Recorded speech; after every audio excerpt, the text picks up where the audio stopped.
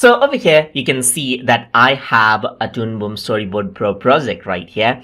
And then you can see that there is scene and panel description right here. So there's the scene number and there's the panel. But sometimes in different projects, let's say, for example, especially in live action project, instead of scene, you might want to call it a shot right here.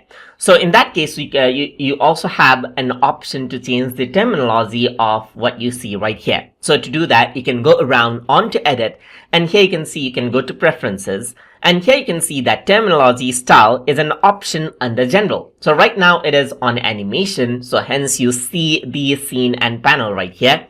But if I were to go around and choose live action and press OK, now you see that the scene has been changed into shot right here. So now the panel is there and you can see that this is the shot right here, and that is what you have, as you can see. As I add in another, let's say for example, new scene right here, you can see that there's scene, shot and panel now, as you can see right here.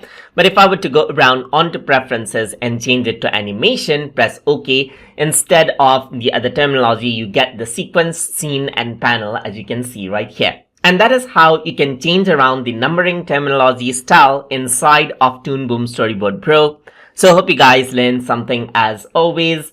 And as always, please like, comment, share and subscribe.